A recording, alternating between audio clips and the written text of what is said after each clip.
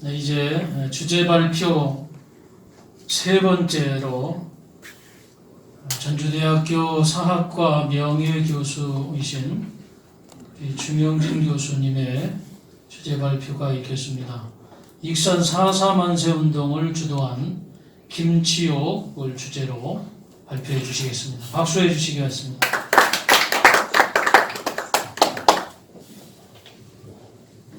안녕하십니까. 반갑습니다.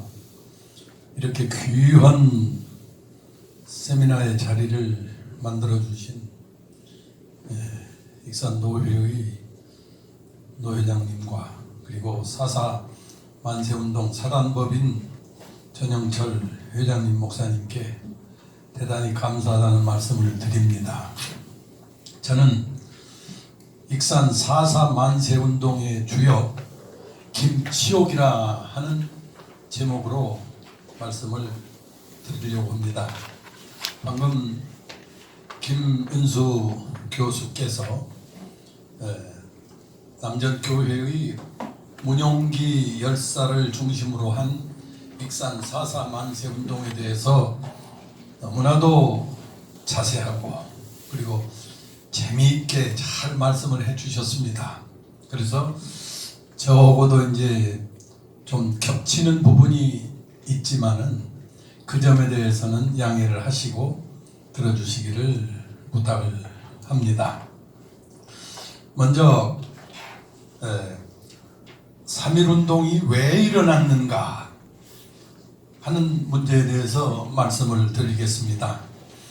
1910년에 한일 합방이 됩니다. 일제는 무단 통치를 합니다. 무단 통치라고 하는 말은 무슨 말이냐면은 나라를 통치할 때에는 경찰이 통치를 해야 합니다. 그런데 일제는 우리나라를 병합하자마자 육군, 군대, 헌병이 우리나라를 통치하도록 합니다. 그리고 경찰은 그의 보조가 되게 합니다. 우리가 경찰 앞에 가면은 무섭지 않거든요. 그런데 군인은 헌병 앞에 가면은 벌벌벌 떨릴 수밖에 없습니다. 심지어 우리가 경찰 보고는 막 떨릴 수 있어 뭐 화나서 막 발로 차려도 경찰은 맞아줍니다. 그러나 군대라고 하는 것은 예나 지금이나 절대로 민간인에게 맞을 수 없게 되어 있습니다. 민간인이 군대를 때린다라고 하는 것은 군에서는 절대로 용납을 하지 않습니다. 민간인이 만약에 군대를 때린다, 맞고 들어온다, 그 군인은 그 부대 가면 다시 맞아 죽습니다. 절대로 군대는 민간인에게 맞을 수 없게 되어 있어요. 헌병경찰 제도를 하니 얼마나 무섭습니까? 드디어 그 무섭게 통치를 한 우리 국민들이 10여 년이 지나니까 가만히 있질 않습니다. 들고 일어나게 됩니다. 이건 사필귀정입니다. 1919년에 고종 황제가 갑자기 붕어를 합니다. 돌아가시죠. 그런데 너무나도 건강하신 분이 갑자기 돌아가시는데 입에서 입으로 소문이 드는데 뭐라고 하냐면 돌아가실 때 얼굴이 새카매져 가지고 돌아가셨다는 거예요. 일본 놈들이 약을 타서 죽인 게 아니냐, 국민들이 그렇게 믿습니다. 지금의 대통령은 국민들이 존경하고 사랑해서 뽑습니다만은 그러나 민주주의 국가에서는 대통령 마음에 들지 않으면 욕합니다. 지금 그러지 않습니까? 좋아하는 국민도 반, 싫어하는 국민도 반이에요. 그러면 대통령이 싫어하는 국민 반한테 네가 나를 그럴 수 있어 라고 못합니다. 민주주의 국가죠. 근데 예전에는 그게 아닙니다. 임금은 나라님이에요. 나라님이라는 것은 하나님 다음이에요. 임금은 국민들이 다 나라님으로 존경하고 사랑했어요.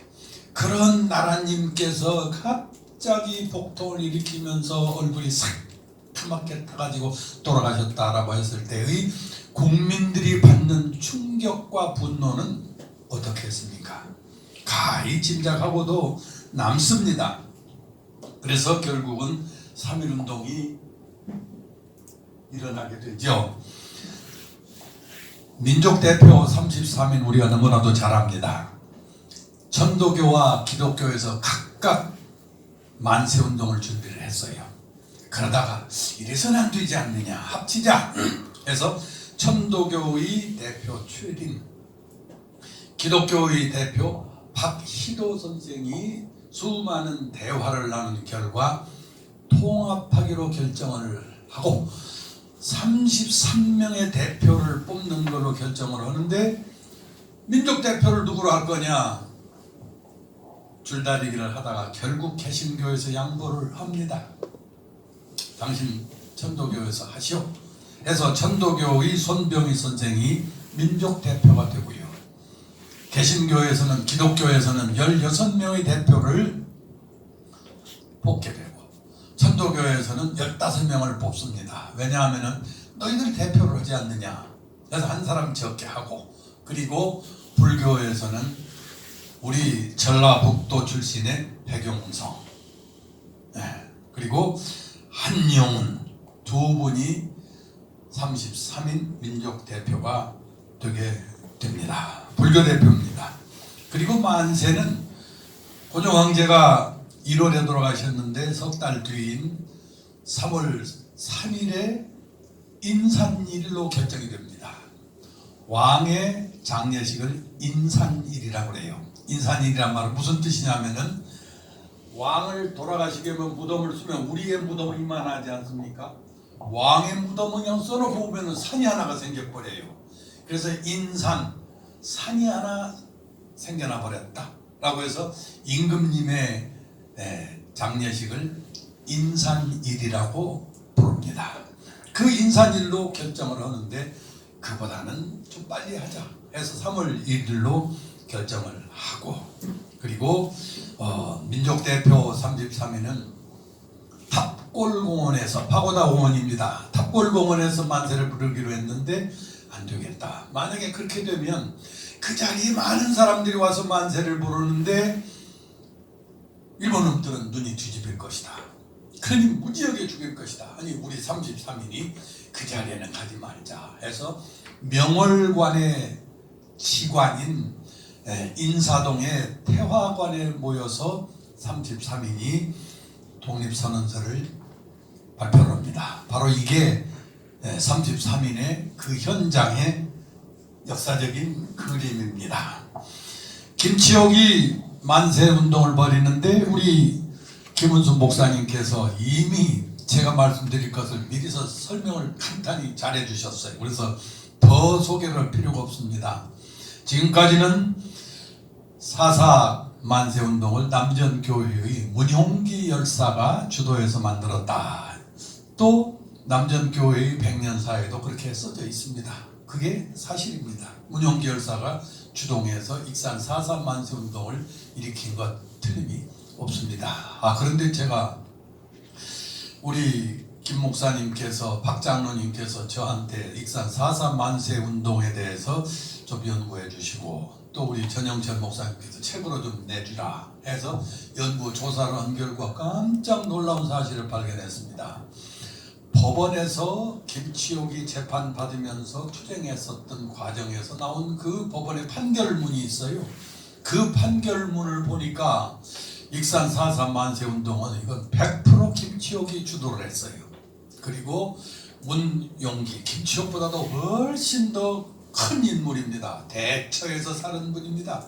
문용기 열사가 마침 왔어요. 얼마나 기가 막혀요. 같은 교회 그분한테 찾아가서 같이 합시다. 문용기 열사 흔쾌히 수락을 합니다. 그리고 박성엽, 같은 교회 집사 한 살 뒤, 한 살 아래의 청년한테 얘기를 해서 세 사람이 만세운동을 준비를 하는데, 김치옥 열사가 만세운동을 주동했다라고 하는 것이 판결문에 자세하게, 아주 상세하게 기록이 나옵니다.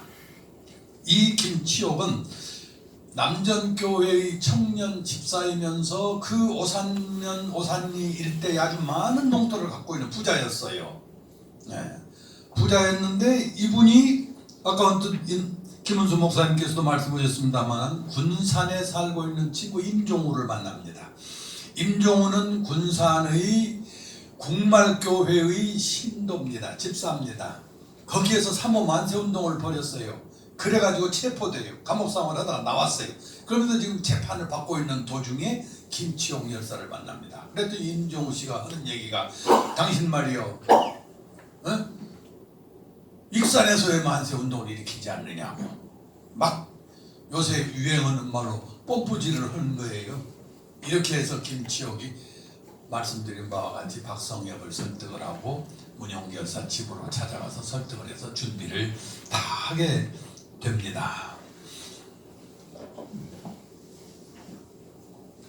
익산 4.3 만세운동의 3명의 주역 가운데 한 분이 바로 박성엽 청년 집사입니다.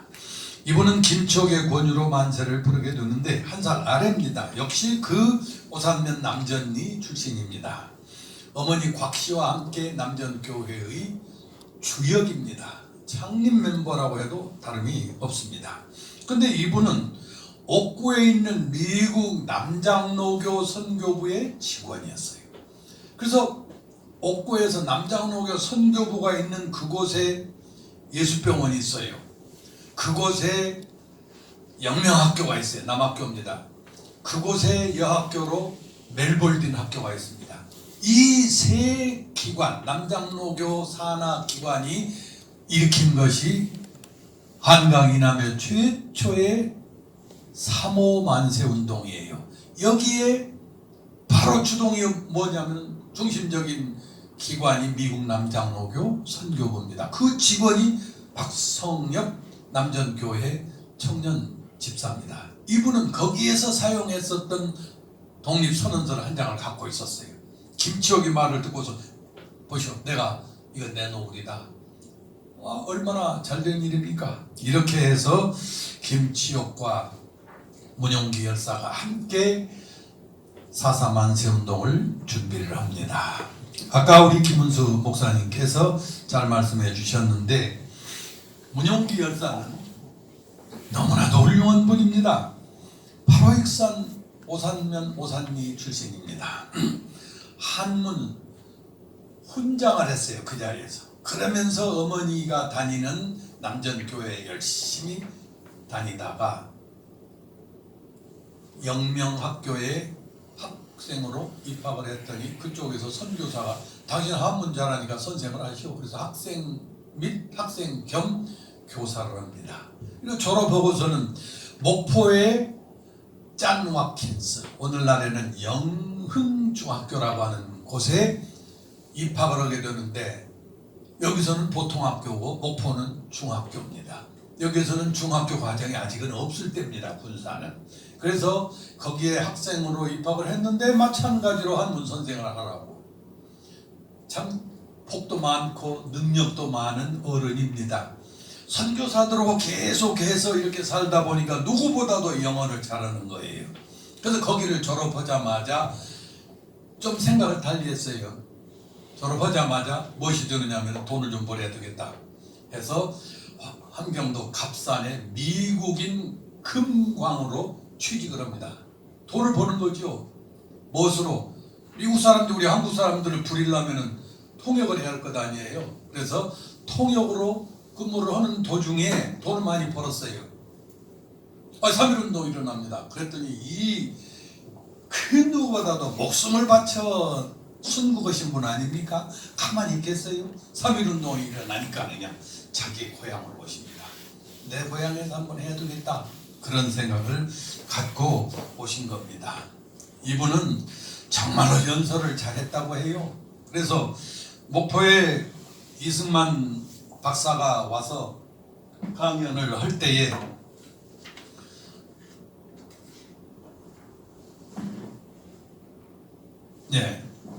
이승만 박사를 여관에서 만나서 같이 잠을 자면서 민족의 앞길과 나라의 장래에 대해서 울분을 토하면서 서로 토론하고 뒷날에는 이승만 박사가 연설하게 되어 있는 목포의 극장에 나가서 먼저 앞에 예비하는 연설을 하신 분입니다. 그러니 얼마나 문용기 열사는 급이 높은 분입니까? 김치옥이 촌에 사는 김치옥 이런 사람하고 문용기하고는 이건 하늘과 땅이죠. 이게 그레이드가 다릅니다. 네. 아 그런 분이 여기에 왔더니 김치옥 열사가 가만히 있겠어요. 아 같이 좀 하자고 아 좋다고 해서 김치옥 열사를 이제 간판 스타로 만들고 사사 만세를 벌인 거지요. 이분이 바로 김치옥, 문용기, 박성엽 열사로서 제가 이렇게 그림을 그리도록 부탁을 해놔서 얻은 그림을 여기에다가 넣었습니다. 이렇게 해서 독립선언서를 준비하는데요. 김치옥, 박성엽, 문용기, 장경춘, 박영문 이런 분들이 정군덕 그 당시는 8살이에요. 정군덕 나중에는 장로가 됩니다. 박다연 집에서 독립선언서를 등사를 하고 태극기를 등사를 합니다. 정군덕 장로님은 제가 돌아가시기 한 5년 전에 남전교회를 찾아가서 한 2시간 동안 이 면담을 했어요. 그래서 그 당신이 8살 때에 우리 집에 와서 이 3.1운동 독립선언서 만들고 또 만세를 부르러 가고 하는 그런 장면을 쭉 저한테 설명을 해주시대요. 근데 그때 또 기가 막히게 또 옆에 이 연로하신 할머니, 남정교회 할머니가 저한테 얘기를 해줘요. 그날 그 뒷날 가는데 머리에다가는 다들 150명이 머리에 질끈 동여매고 하얀 옷으로 갈아입고 그 남정교회 쪽에서 이리 쪽 그냥 논입니다. 지금은 아파트가 좀 간간히 있습니다만 지금도 얼마 전에 보니까 우리 아까 저 목사님이 내놓으신 그 비석을 제막식을 때 가면서 새삼스럽게 바라봤더니 지금도 그 들이 이리까지 그냥 들이 그냥 다 이렇게 있어요. 그 들을 착하니 그 남편들이 가는 모양을 아내자들이 쭉 보는데 그래서 아지랭이가 나쁜 걸면서 사라질 때까지 봤다니. 그 얘기를 아까 저보고 문학적인 표현이라고 말씀하셨는데 그 남전교회의 여자 할머니 집사님이 얘기해 주신 거 제가 그대로 쓴 거예요. 그게 시예요, 시. 참 감동적입니다. 저는 그 장면이 제일 항상 책을 볼 때마다 좋은데 우리 김은수 교수님은 역시 프로페셔널인 분이어서 제가 책에서 강조했던 것을 탁 집어내서 말씀을 해 주시네요. 그래서 태극기를 정문덕 장로의 그 아버지가 그 교회의 그 사찰이었어요. 그 집에서 그렇게 등사를 하고 또 박종규 지금 장로님의 친척이신 박다연 집사 집에서 이렇게 태극기 독립선언서를 등사를 했습니다. 드디어 익산 4.4 만세운동이 벌어집니다. 이리시 주현동 솜리장터에서 임시 무대가 마련됩니다. 자, 잘 보세요. 무대를 착하게 만들었는데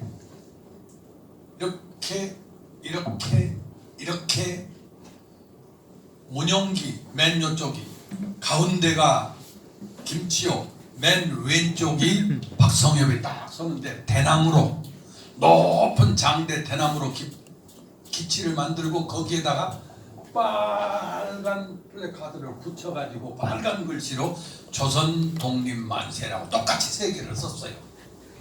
세 분들이 딱 머리에 이 질끈 동여매고 이렇게 해서 이 장면을 그대로 일본 놈 판사가 읽고 있어요. 일본 판사가 그냥 우리한테 제대로의 설명을 지금 해주고 있는 겁니다. 그래서 12시 30분에 드디어 만세를 부르게 됩니다. 맨 처음에는 문용기 열사가 그 잘하는 그 훌륭한 연설을 하니까 군중들의 장군들의 교인들의 그냥 마음을 들뜨게 하더니 김치옥 열사가 독립선언서를 낭독을 합니다. 역시 판결문에 기록이 되어 있습니다. 그러니까 김치옥 열사가 독립선언서를 낭독했다라고 하는 거 이거 아무것도 아닌 것 같은지요. 여러분들 놀라지 마세요. 지금 우리들 저야 이제 한국사 교수니까 읽습니다만 제가 이제 한글 읽듯이 저도 못 읽어요. 한문으로 되어 있잖아요.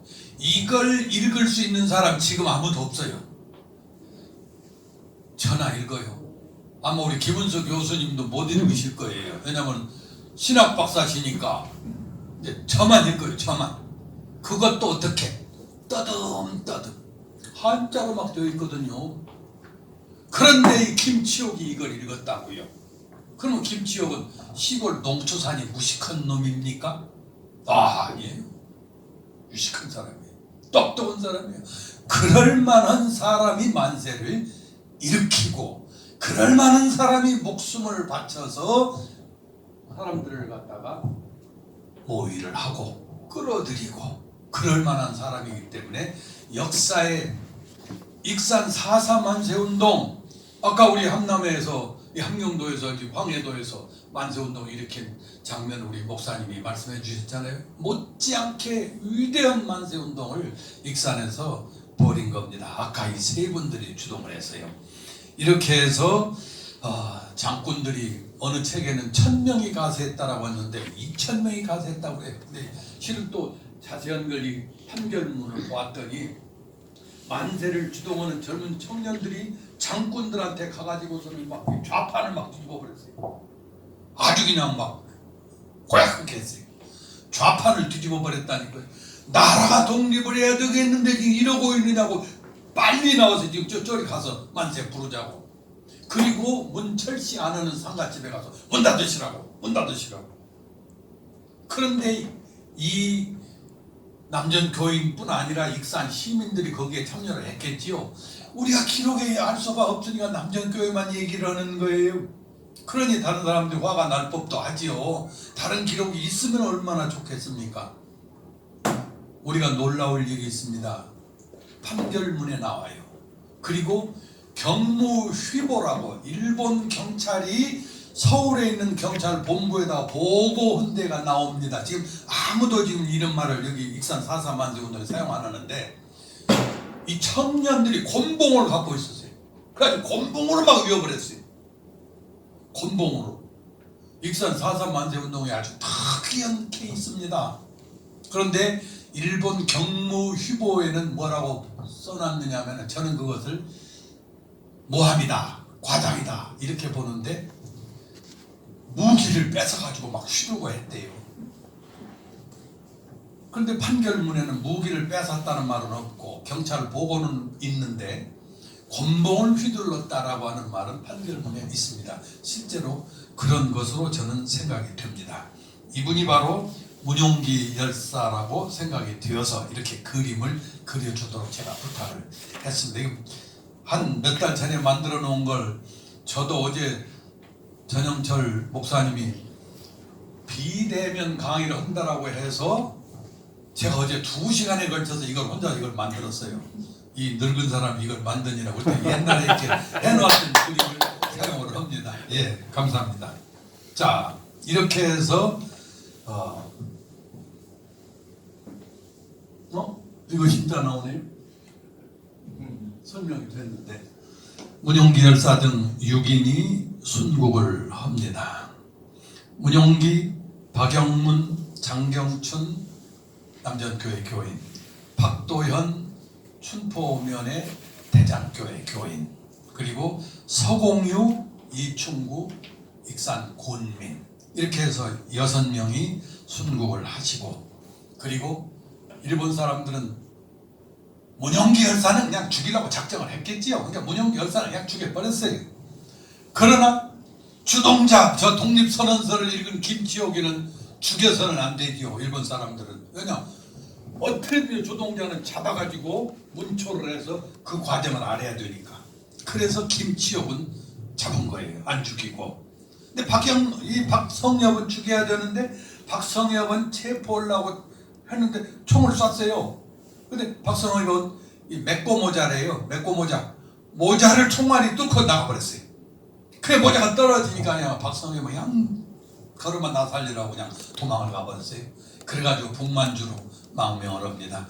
요 얘기는 박성엽 열사의 손자이신 지금 부산 부산의 침례교회에 계시는 이제 은퇴 박선재 목사님께서 지원해 주신 내용입니다.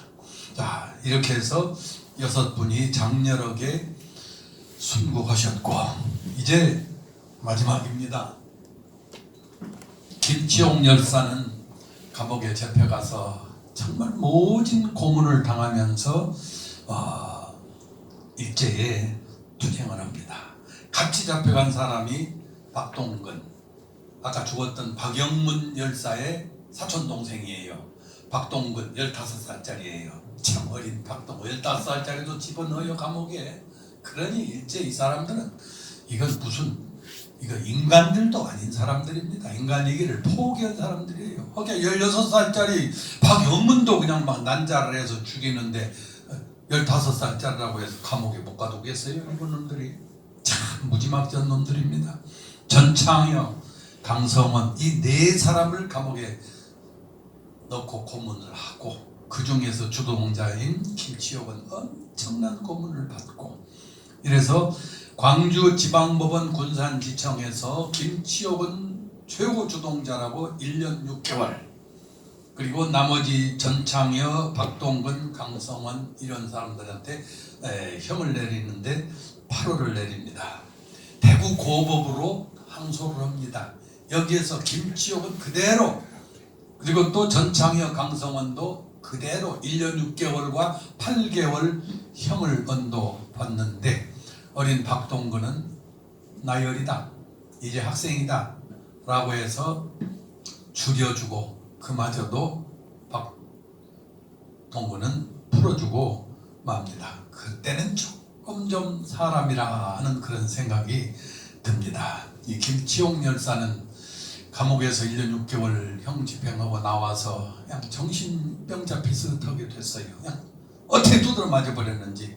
그렇지만 다행인 것은 이 남전교회의 기록을 보니까 계속 집사 역할을 감당하면서 교회를 지을 때에, 감옥에 갔다 나온 사람이 뭔 돈이 있었는지 교회, 남전교회를 새로 지을 때에 4번째로 많은 40원이라는 거액을 헌금을 합니다. 40원 4번째로 신자들 가운데. 그러고 보면 김치옥은 재산이 참 많았던 것 같아요.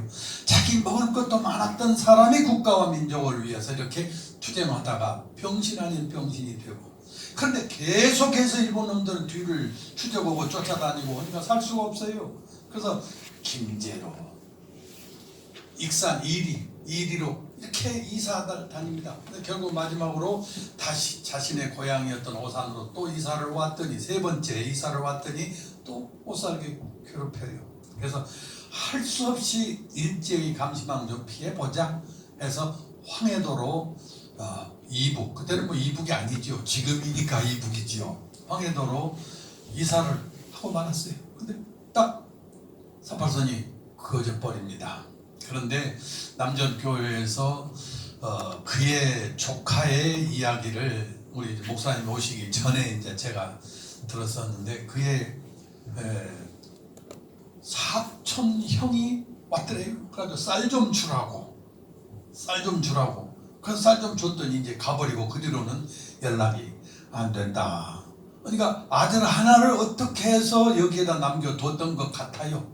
그리고 나머지는 다 북한이 38선 갈라져 버리니까 몇 년도에 돌아가셨는지 알 수 없게 되었습니다. 다행인 것은 여기에 왔었던 그 아들이 보훈처에 국가에다가 신청을 해서 1990년도에 국가로부터서 이 6명 돌아가신 순국한 사람이 빼고서는 최고로 높은 등급의 해족장을 국가로부터서 수여를 받아서 김치옥의 그 고생한 것을 나라에서 인정해 줬다라고 하는 것은 참 감사한 일입니다. 그렇지만 이와 같이 잘 살 수 있었던, 농토도 많았던 사람이 민족과 국가를 위해서 투쟁을 하다가 그냥 병신 아닌 병신이 돼버리고, 그리고 북한으로 가게 되어서 소식도 없이 돼버리고, 남한에 있었던 아들은 쌀을 얻어먹으러 이렇게 여기까지 와야 할 정도로